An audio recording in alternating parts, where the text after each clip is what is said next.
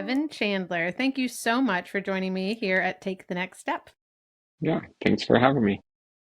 Well, I'm delighted to have you on this podcast because you are the author of a recent book co-written with Tommy Shelton called The Hospitality of Need, which even in its title might be something that causes people to wonder what it is exactly that you're talking about. So we're going to talk about that today. But I thought maybe you could start with giving your listeners a sense of yourself. You are someone who describes yourself as needy. In fact, that's somewhat central to this whole book. Can you talk about what it means for you to be needy and what that neediness has taught you? Sure.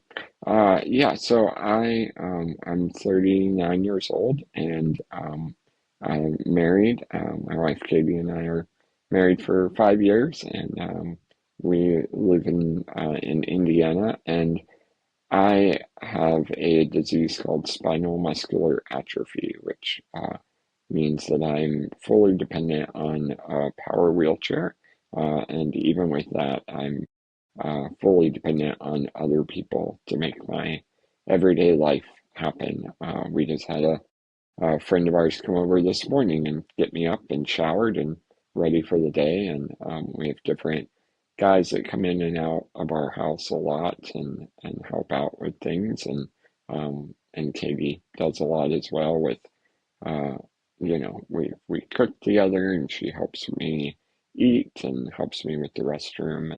Um, she does the driving and everything. And so, really, I don't think I go more than, well, I just can't get through a day without other people being involved, which, the world would look on, and I'm tempted to look on and say, wow, that's a lot. That's not really a full life or a full, like, great quality of life. But uh, I've experienced firsthand, and I believe fully that it actually has led to a fuller life and a more, uh, not to be cliche, but a wonderful life, because of my needs.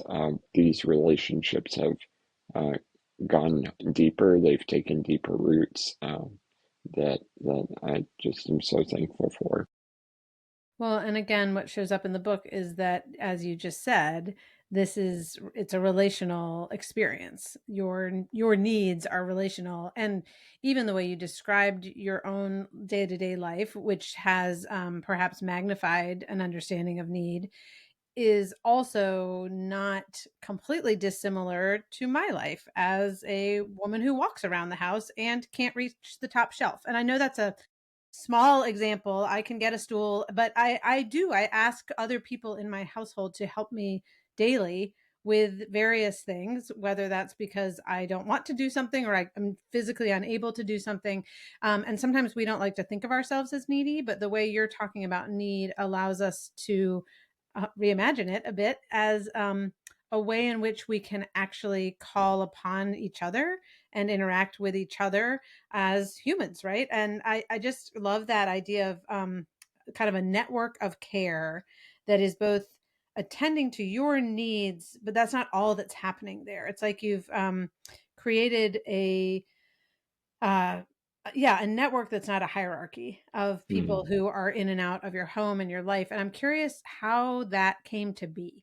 How did it come to be that there are people who are coming over on Monday and Tuesday and Wednesday, mm. and showing up in a way that is actually good for everyone involved? Yeah, that's a really good way to put it, that there's not a hierarchy. It's not them just coming to meet my need, but we are stepping in together, and as a result, because my needs are being met, I get to focus on theirs, and so it's a mutual uh, care for one another, which Mhm. is what friendship is, isn't it? And it's just maybe cranked up a little bit, and but again, that's a good thing, I think. So as far as where it came from or how it originated, um, I would have to say it started with my parents. I grew up in North Carolina, and I'm the youngest of three. My sister also has spinal muscular atrophy, and so growing up in a house with two wheelchairs, and that's a lot going on, and I think my parents could have very easily and in some ways justifiably just closed the door and shuttered the windows and said we're gonna hunker down and just survive and take care of this ourselves. But instead, they invited their friends in and invited the world in, and they sent us out. We were part of, we went to normal everyday classes at Hmm. school. I played soccer when I was a kid before the other kids were too big, and if they ran into me, it'd be catastrophic. So, but up until then, I played and with just normal old soccer, and went on field trips and went on missions trips with our youth groups and Mm. summer camps, and we also had an open door policy. We got to bring our friends over to the house, and even did a few slumber parties at other friends' houses, Mm.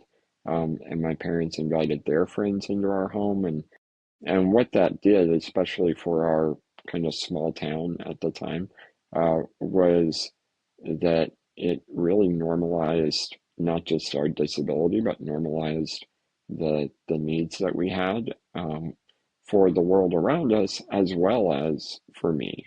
And so I got really comfortable and really used to inviting people into those needs. If I needed a door opened, I just ask someone, or if Hmm. I, drop my fork or whatever it is, Hmm. then just not making it a big deal, but asking people to help with that. And so and also like my parents had friends who, could help with my caregiving.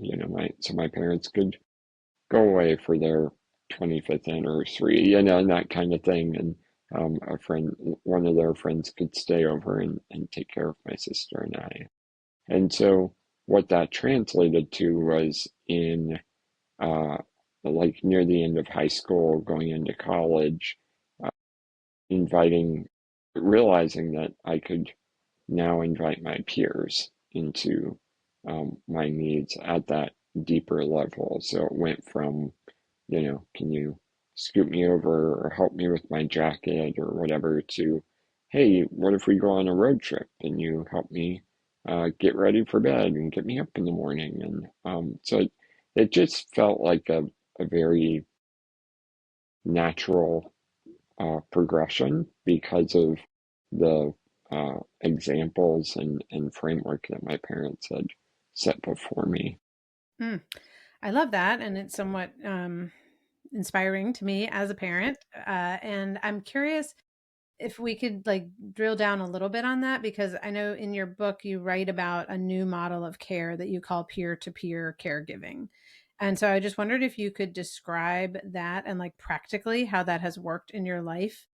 I know we talked before we even started recording about how you don't have a checklist of exactly what other families should be doing. All of us have different circumstances and different social situations and all of that. So I don't mean it in like a checklist way, but I also said to you that one of the things reading your book did for me as a parent was help to shape my imagination for our daughter Penny living outside of our home, not independently, not all by herself, but in an interdependent way with people who would benefit from that alongside her.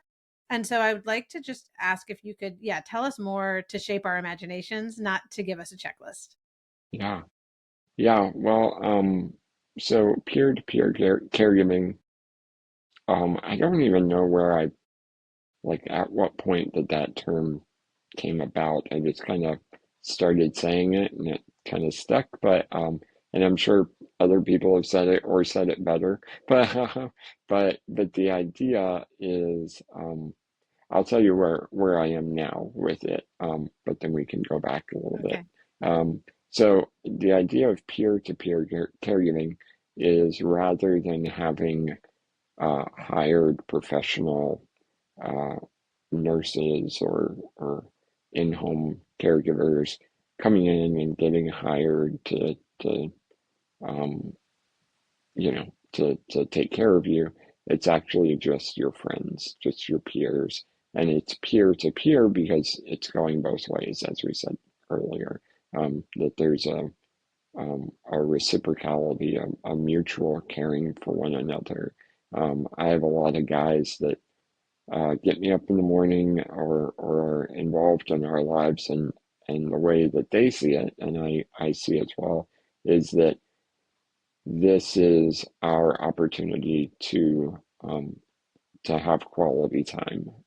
I had a friend who was a pastor and lived on the other end of town and was really busy being a pastor, and he said, me coming to get you up every other Tuesday is our predictable pattern, so that if we don't get to touch base any other time, we have that. Mm-hmm. And there were mornings that uh, I had additional things on my heart that I was so happy to see him and work through. And there were days that he was going through really hard stuff, and he didn't say, well, then I'm not going to come. It was, oh, good, I get to be with Kevin and as my friend, and we get to work through this. And so that's kind of the basic idea. Now, I do want to back up and say I don't think hiring people is the worst thing in the world. And actually, my sister has kind of a hybrid of Hmm. hiring people for some things, but then having friends come in for the other things. And she's done a good job of the people that she hires end up being friends, Yeah. or like I used to do back when I was in college and we were all just starving artists, and musicians, is um, uh, using, means to hire my friends was a way to care for Hmm. them, Hmm. and so uh, kind of what happened was in college and right after college, I through vocational rehabilitation, I was able to hire a couple of friends to help with my caregiving. I've never just gone through an agency. Some people do that, and that's fine. But for me, I just always wanted my friends to help. And when I moved from North Carolina up here to Indiana, I just really had this burden, and I will say I think it's a personal burden that that I don't want to place on others, but I think it's something to consider, which is that I felt like, you know, all these people, all these guys are my friends helping out, and they do get paid. And the trickiest, most frustrating, time-consuming, annoying part of that transaction is them getting paid because we have to deal with the government, and not to mince words, but I was like, so I wonder if I just take that part out, and it will put more responsibility on me to care for them, Hmm. and to be present, because I can't say, well, you're getting paid to do this, this is a friend just doing it because they love me. Hmm. And I'm thankful for that season and thankful for those resources. But coming to Indiana, I thought, well, prayerfully, I'm just gonna invite people in and never bring up finances, never bring up contracts or anything. I'm just going to say, hey, would you mind getting me up tomorrow? And stepped into that. And that was 11 and a half years ago. Wow. And it's just been really, really amazing to see what that looks like. And I think I say in the book at one point, you can do it either way or some hybrid of all of that. But what I found in my own life is that, because I hear this a lot in the disability community, it's like, well, I don't want my friends taking care of me because it gets too messy Hmm. relationally. Right. So I'm just going to hire people and then, have my friendships over here on the side. And, uh, and what I found personally is that whether money is involved or not, it's all going to be messy. Mm-hmm. I, again, personally, adding a lot of caveats here, but personally, I would rather get into that mess with my friends. And so that's kind of how I ended up in this spot. And just really thankful for how it's worked out and how it's now something that I can point to as like, here's the love of Christ that I get to experience and invite people into to not just experience from me, but to exercise themselves. And I get to experience it from them. So it's been a wonderful experience of mutual care. Yeah, and you write beautifully about it. I'm thinking about just the ways in which what you're saying also hinges upon friendship, and that there are many people with disabilities, parents of kids with disabilities, who would say that loneliness or a lack of friendship is one of the core needs, actually. And in fact, like Hmm. that, if there's neediness, it's actually in that area. I'm just curious if you have any thoughts for parents or individuals with disabilities who are like, yeah, I want friends like that, and I don't have them. Like, I don't know what to do to actually begin building those relationships, much less asking people for, I mean, maybe the only care I need is actually that relationship, you know? Mm, Yeah, so I'm just curious if you have any thoughts on that. yeah. Yeah. Well, and I would say a couple of things. The first is to what is your position and posture toward your own needs? You know, are you seeing them as a burden? Are you seeing them as an obstacle to those relationships? Or are Mhm. you seeing them as an opportunity or a tool that you can use? Mm, You know, because for a lot of us, uh, disabilities or not, the hardest part of starting a friendship is, you know, the how do you start the conversation? You know, yeah. I mean, you know, you look at uh, when you're in high school and you have a crush on someone, and you're like, how do I talk to them? You know, but Totally. that's the same with friendships. Is how do I start this? Well, if you have a need, inviting someone into that is a great way to start.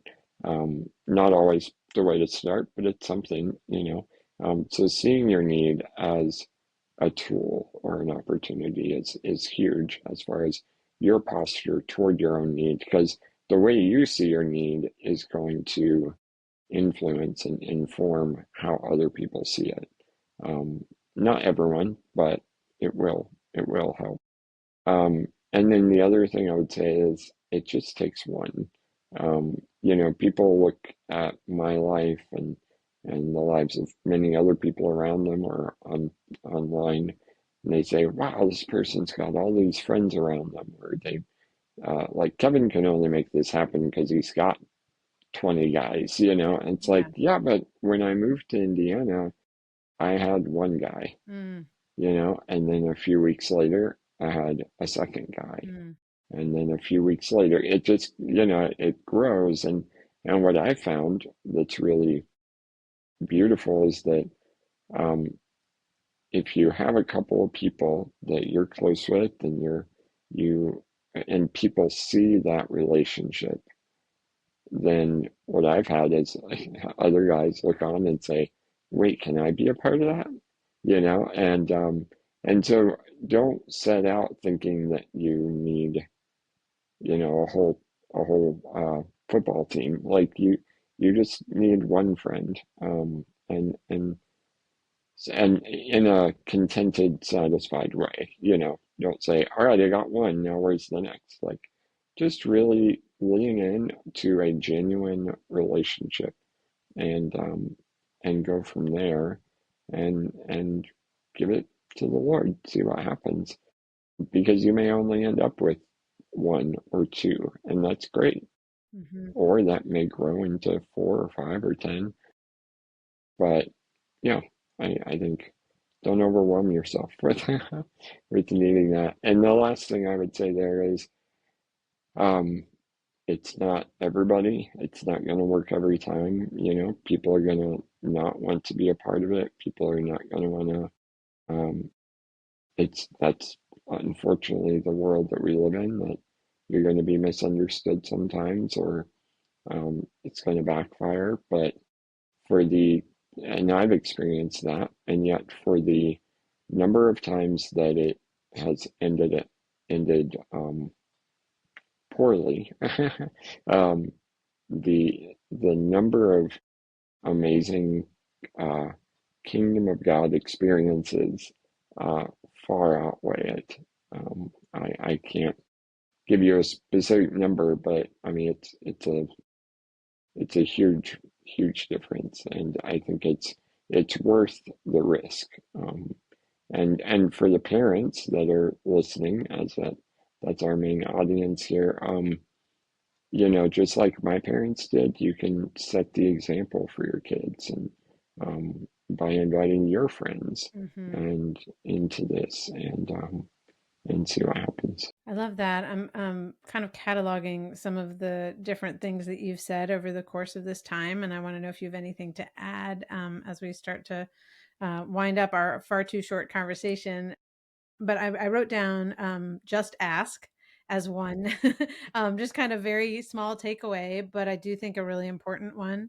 I also wrote down normalize need, that idea that we get to be needy, like that's just true about who we are, and in fact it can welcome other people into our lives and into an experience of their own need. So just ask, normalize need, and examine your own posture towards need, which I guess those Hmm. things kind of go together. I also just love what you had to say about, and it just takes one, and take the risk, like the risk of disappointment, the risk of mess, and the risk of like an ongoing loving mutual relationship, right? All of those things Hmm. together. So um Yeah.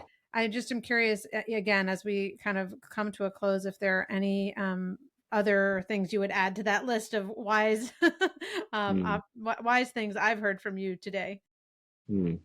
I mean, as far as those first three uh, points, I think you could sum them up into saying um, that it's an invitation. Mm. There's a difference between, uh, which the way you said it was great, but there is a difference between, asking and inviting, or getting people to do something, Hmm. or invite. There's a shoulder to shoulder I love that. um, kind of invitation. I like to think of it as my need is a house, and I'm saying let's walk into this together, Mm. um, to to uh, to be together in that space. And so, yeah, I think that there's a lot of opportunity that God's called us into, if we're willing to give it a try and take that risk, as you said. So invite people to do that. So beautiful. The way you just talked about it makes me think maybe your need is a house and so is mine, and we're going to get to live next door to each other and visit often. So, Yeah. thank you for that invitation and just that picture. And again, for all the parents and perhaps individuals with disabilities listening, I hope that we each will just take a step into that invitation today in response to this conversation. Thank you so much. Yeah. Thanks.